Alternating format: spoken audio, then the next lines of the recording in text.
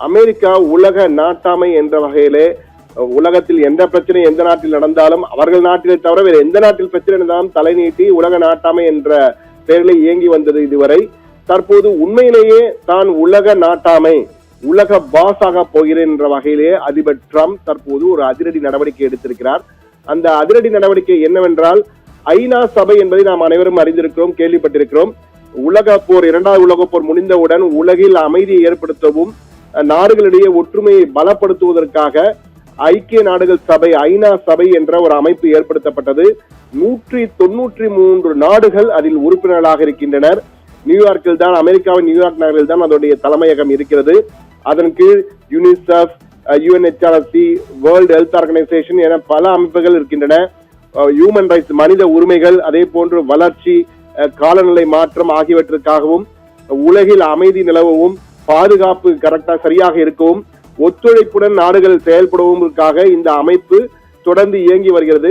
இந்த ஐநா அமைப்பினுடைய ஒப்புதலுடன் கடந்த செப்டம்பரிலே காசாவில் பிரச்சனை ஏற்பட்டிருக்கிறது. அங்கு அமைதி ஏற்படுத்தவும் வளர்ச்சிக்காகவும் ஒரு புதிய அமைப்பை ஏற்படுத்த என்று கூறிவிட்ட ட்ரம்ப் அந்த ஐநாவின் ஒப்புதலுடன் தற்பொழுது போர்ட் ஆஃப் பீஸ் BOP என்ற வகையிலே ஒரு புதிய அமைப்பை தற்போது தோற்றுவித்து அதனுடைய வாழ்நாள் தலைவராக, அவர் உயிரோடு இருக்கும் வரை ட்ரம்ப் தான் அதனுடைய நிரந்தர தலைவராக இருக்க போகிறார். அது மட்டுமல்ல, அதாவது சுழற்சி முறையில் அதன் உறுப்பினர்கள் இருப்பார்கள். 3 ஆண்டுகளுக்கு ஒரு முறை அந்த உறுப்பினர்கள் மாறுவார்கள். ஆனால் நிரந்தர உறுப்பினராக இருக்க வேண்டும் என்றால் 9,000 கோடி $1 பில்லியன் கொடுக்க வேண்டும். 9,000 கோடி நீங்கள் கொடுத்தால் நிரந்தர உறுப்பினர் என்ற வகையிலே 60 நாடுகளுக்கு அழைப்புதழை அனுப்பியிருக்கிறார். இந்தியா, பாகிஸ்தான், ரஷ்யா, யுக்ரைன், துருக்கி, Vietnam, Albania, Argentina, Egypt, Saudi Arabia, Poland, Belarus, England, Sweden, Norway, Netherlands, China போன்ற 60 நாடுகளுக்கு அழைப்பதை அனுப்பியிருக்கிறார். அதிலே ஹங்கேரி மட்டும் தற்போது ட்ரம்ப் செய்வதெல்லாம் சரிதான், நாங்கள் உறுப்பினராக தயார் என்ற வகையிலே தெரிவித்திருக்கிறது. மற்ற நாடுகள் எதுவும் வெளிப்படையாக கருத்து தெரிவிக்கவில்லை. குறிப்பாக இத்தாலிய பிரைம் மினிஸ்டர் ஜார்ஜியோ மெலோனி ஆகட்டும், கனடாவுடைய பிரதம மந்திரி மார்க் கர்னி ஆகட்டும், பிரான்ஸ் உடைய அதிபர் இமானுவேல் மேக்ரன் முடியவே முடியாது, சரியான யோசனை அல்ல, ஐநாவினுடைய அந்தஸ்தை இது குறைத்துவிடும் என்ற வகையிலே கருத்து தெரிவித்திருக்கிறார். ஆனால் தற்போது ட்ரம்ப் டேவோஸ் மாநகரிலே தற்போது உலக பொருளாதார மாநாடு சுவிட்சர்லாந்தின் டேவோஸ் நகரில் நடைபெற்று வருகிறது. அங்கு வருகின்ற தலைவரிடம் இது குறித்து பேசி இந்த அமைப்பினை வலுப்படுத்துவதற்காக திட்டமிட்டிருக்கிறார். அது மட்டுமல்ல, தற்போது இந்த புதிய அமைப்பின் தலைவராக அதிபர் ட்ரம்ப் பொறுப்பேற்றுடன் அமெரிக்க வெளியுறவுத்துறை அமைச்சராக இருக்கும் மார்க்கோ ரூபியோ, சிறப்பு தூதராகும் ஸ்டீவ் விட்காப், அதிபர் ட்ரம்பினுடைய மருமகனான ஜெரார்ட் குஷ்னர், இங்கிலாந்தின் முன்னாள் பிரதமர் டோனி பிளேர், அப்போலோ குளோபல் நிறுவன தலைமை செயலாளராக இருக்கும் மார்க் ரோவன், இந்திய வம்சாவளியை சேர்ந்த உலக வங்கி தலைவராக தற்போது இருக்கும் அஜய் பேங்கா, அமெரிக்க தேசிய பாதுகாப்பு துணை ஆலோசகர் ராபர்ட் கேப்ரியல் ஆகியோர்களை உறுப்பினர்களாக நியமித்திருக்கிறார். இது குறித்து ஐநா சபையில் பலரும் தற்போது அதிருப்தி தெரிவிக்க ஆரம்பித்திருக்கின்றனர்.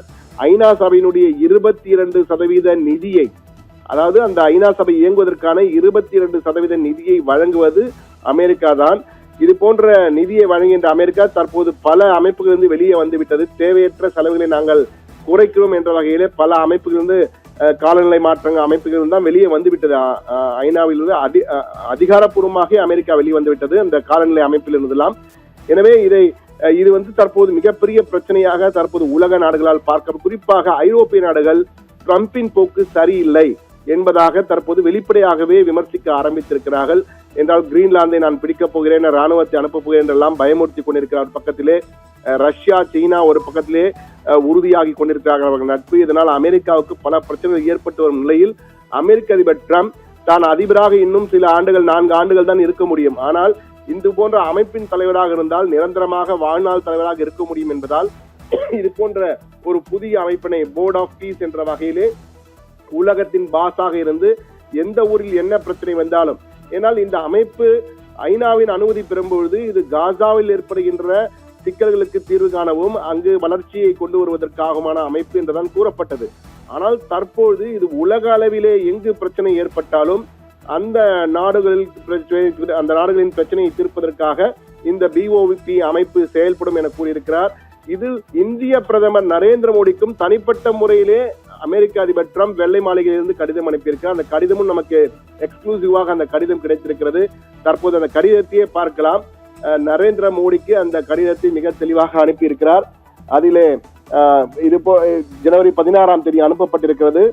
அதில் மிக தெளிவாக எதற்காக இந்த அமைப்பு ஆரம்பிக்கப்பட்டது, நீங்கள் உலக அளவில் ஏற்படுகின்ற பிரச்சனைகளுக்கு எல்லாம் குளோபல் கான்ஃபிளிக்ட் அனைத்து பிரச்சனைகளுக்கும் தீர்வு காணும் வகையில் இந்த அமைப்பு இருக்கும்.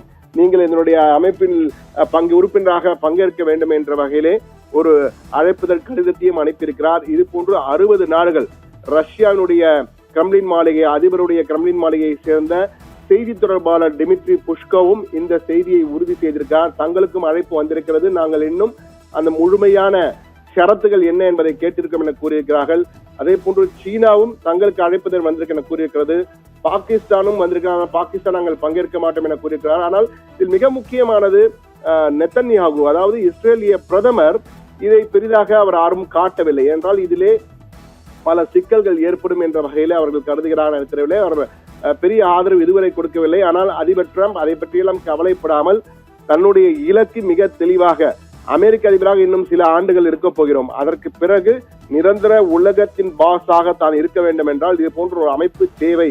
அது போன்று ஐநா சபையின் முக்கியத்துவம் குறைந்து விட்டது என்பதை சொல்லாமல் சொல்லிக்கொண்டு தற்போது அவர் அந்த போர்ட் ஆஃப் பீஸ் BOP அமைப்பினுடைய பாஸாக மாறியிருக்கிறார் என்பதுதான் தெல்ல தெளிவாக தெரிகிறது. ஐநா சபையை மறுசீரமைக்க வேண்டும். அதனுடைய அந்த 5 நாடுகள் தான் வீட்டோ பவர் கொண்ட அதிகாரம் கொண்ட நாடுகளாக இருக்கின்றன. அந்த நாடுகளை மாற்றியமைத்து அதனுடைய எண்ணிக்கையை அதிகப்படுத்த வேண்டும் என்று இந்தியா போன்ற நாடுகள் பல காலமாக கோரிக்கை வைத்து வருகிறது. அதை ஏற்காமல் அமெரிக்காவும் சரி, சீனா சரி, மாறி மாறி அதை நிராகரித்து வருகின்றன. ரஷ்யா முழு ஆதரவு கொடுக்கிறது.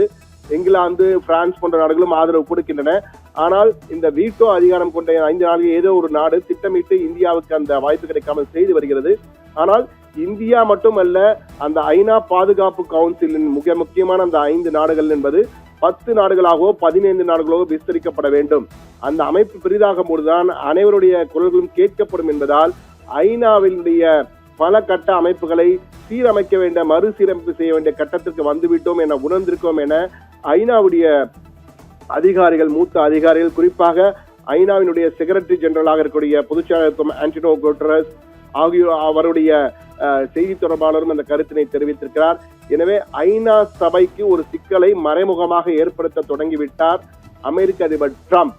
BOP போர்ட் ஆஃப் பீஸ் என்ற அமைப்பின் மூலமாக என்பதை நம்மால் புரிந்து கொள்ள முடிகிறது. எனவே ட்ரம்ப் ஒவ்வொரு நாளும் தலைப்பு செய்தியாக மாறி வரும் ட்ரம்ப் இன்றைய தலைப்பு செய்தியாக தான் போர்ட் ஆஃப் பீஸ் டைரக்டராக மாறிவிட்டேன், இயக்குநராக, தலைவராக மாறிவிட்டேன், இனி உலகில் எங்கு பிரச்சனை வந்தாலும் நாங்கள் தலையிடுவோம் என்பதை சொல்லாமல் சொல்லியிருக்கிறார்.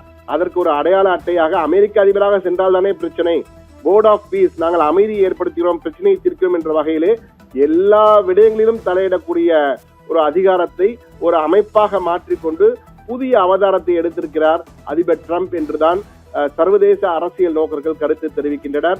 ஆனால் இந்த அமைப்பிற்கு எந்த அளவுக்கு ஆதரவு கிடைக்கும் என்பது மிகப்பெரிய கேள்விக்குறி. குறிப்பாக அமெரிக்காவின் நேச நாடுகளாக, அமெரிக்காவினுடைய கூட்டணி நாடுகளாக தொடர்ந்து இருக்கும் ஐரோப்பிய நாடுகளே தற்போது இதை பெரிதாக விரும்பவில்லை என்பதைதான் நம்மால் புரிந்து கொள்ள முடிகிறது. பிரான்ஸ் அதிபர், ஜெர்மனி அதிபர் போன்றவரெல்லாம் வெளிப்படையாகவே இதை ஏற்க மறுத்திருக்கிறார்கள். எனவே அடுத்து என்ன நடக்கும் என்பதை வரப்போகும் நாட்கள் தான் தெரியும். தற்போது உலக பொருளாதார மாநாடு சுவிட்சர்லாந்திலே நடைபெற்றுக் கொண்டிருக்கிறது. எனவே இந்த மாநாட்டின் முடிவிலே ட்ரம்ப் என்ன செய்ய போகிறார் என்பதை அனைவரும் எதிர்பார்த்து காத்துக் கொண்டிருக்கின்றனர். எது எப்படி இருந்தாலும் ட்ரம்ப் ஒரு புதிய அவதாரத்துடன் உலக அரசியலில் தற்போது களம் இறங்கியிருக்கிறார். அடுத்து என்ன நடக்கும் என்பது அடுத்து வரும் நாட்கள் மிக தெளிவாக நமக்கு எடுத்துரைக்கும். ஷர்மிளா, விரிவான தகவல்களை வழங்கியமைக்கு நன்றி சண்முக சுந்தரம்.